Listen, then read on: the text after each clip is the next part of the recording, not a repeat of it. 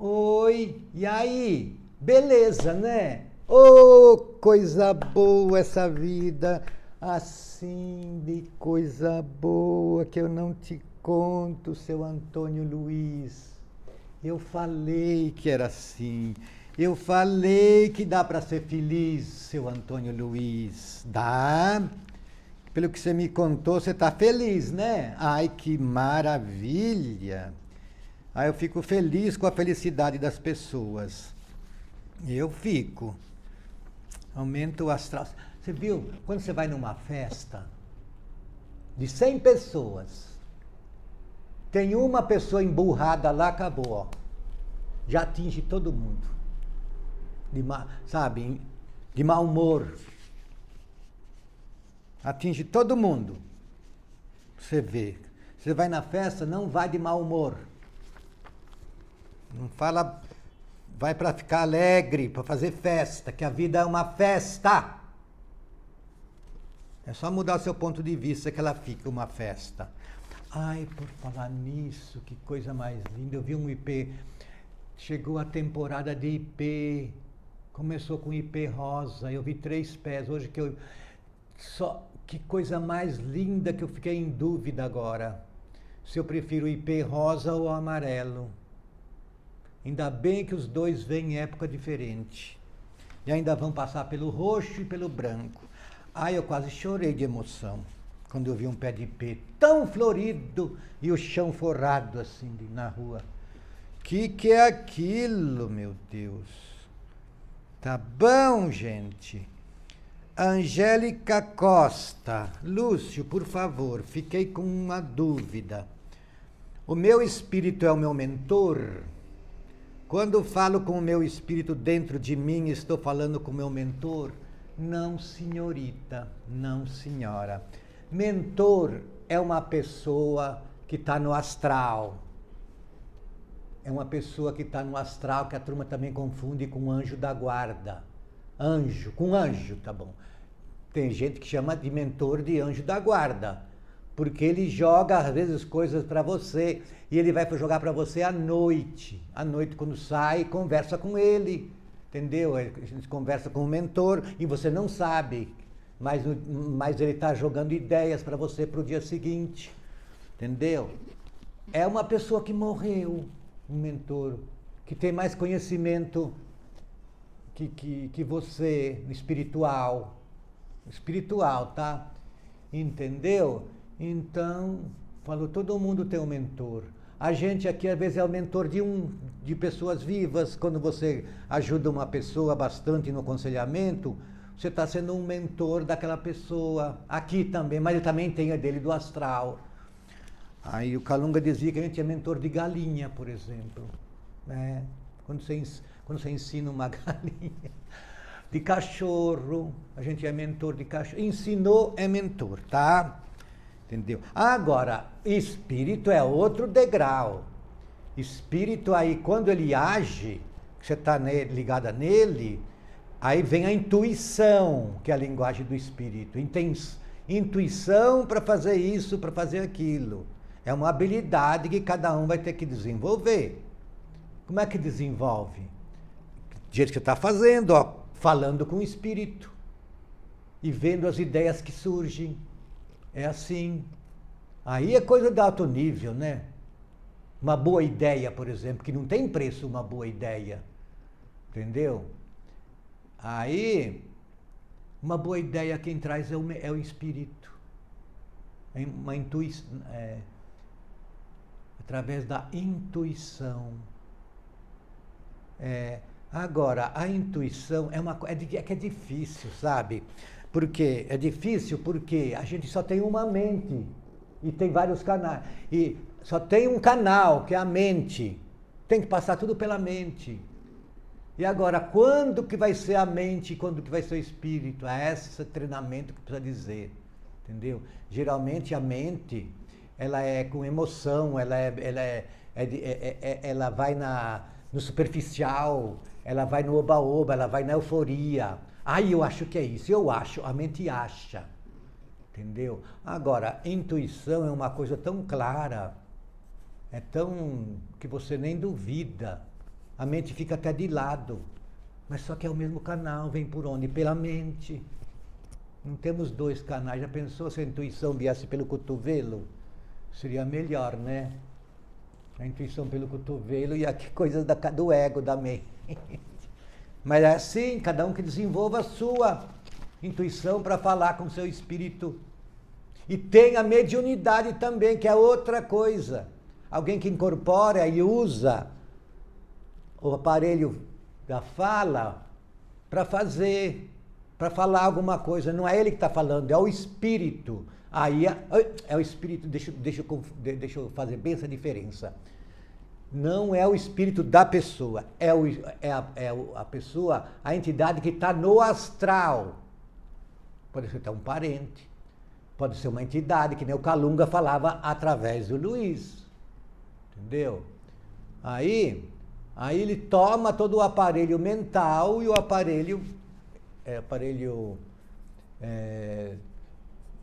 aparelho sensitivo da gente, né?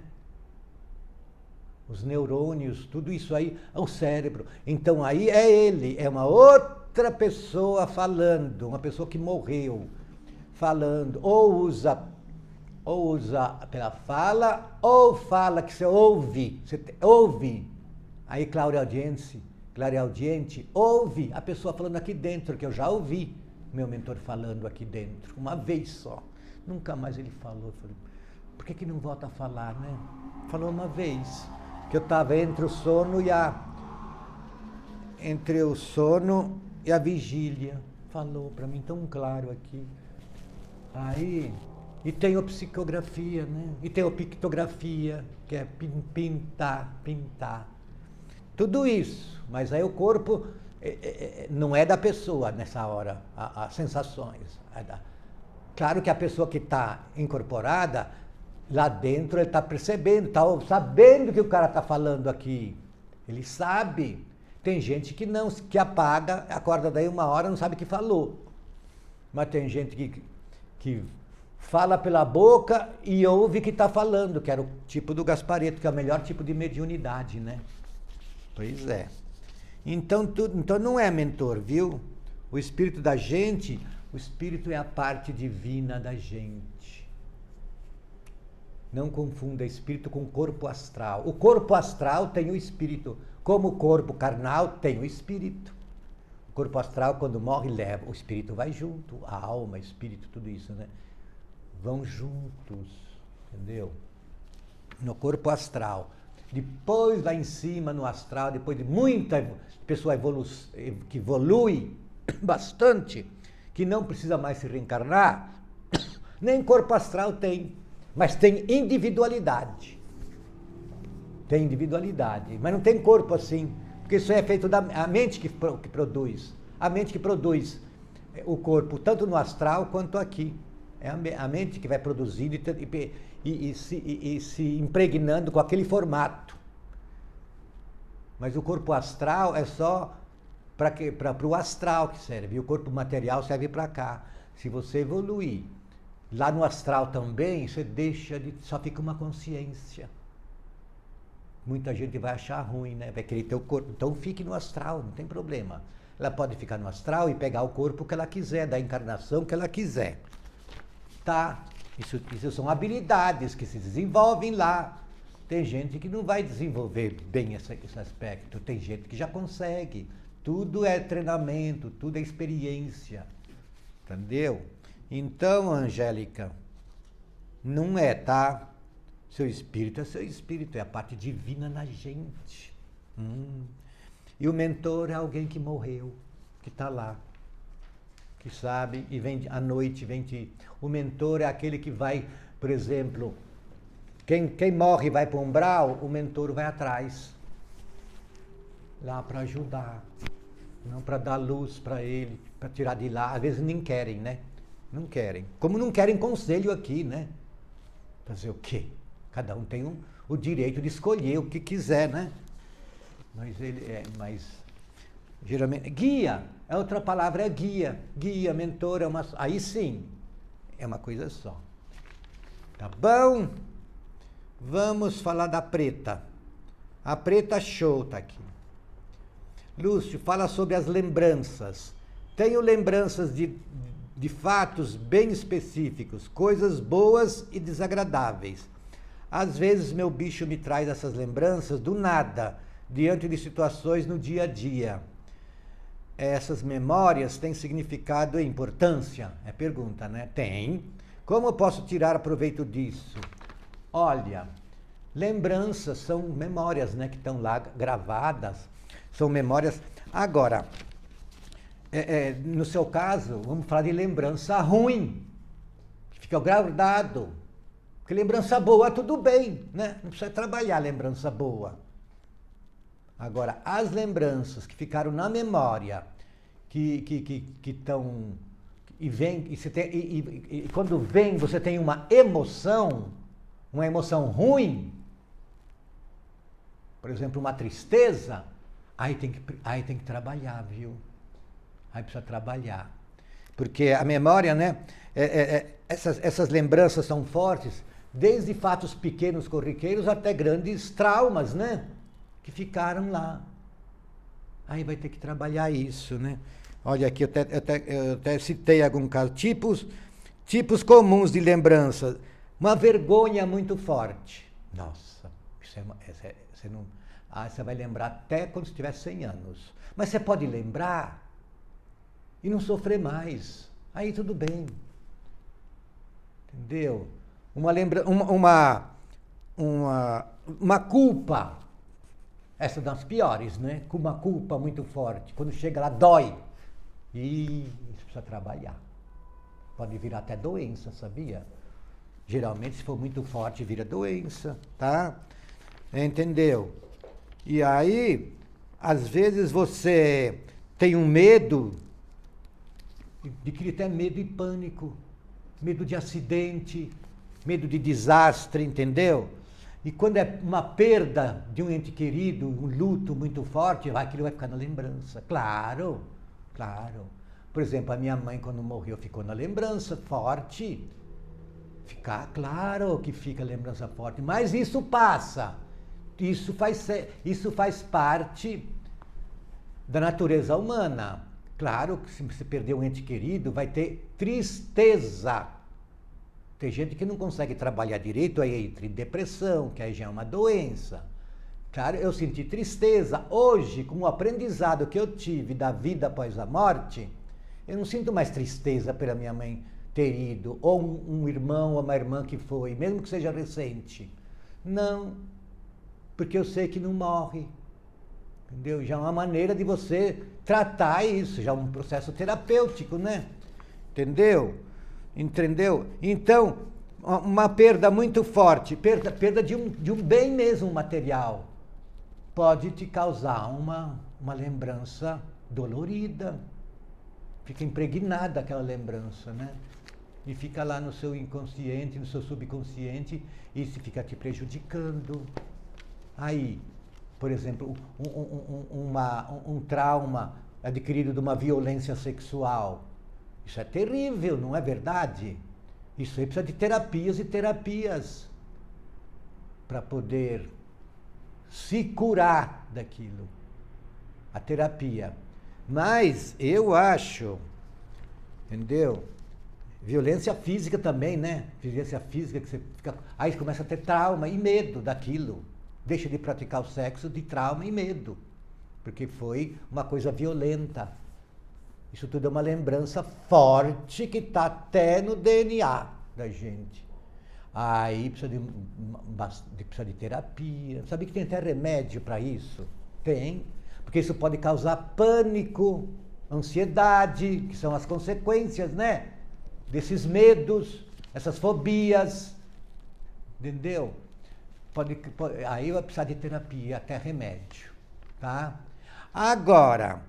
Pode causar depressão, a pessoa pode procurar evitar certos lugares. Olha como é que restringiu essa lembrança ruim, como é que ela restringe a qualidade de vida, como é que restringe espaço, como que restringe a liberdade.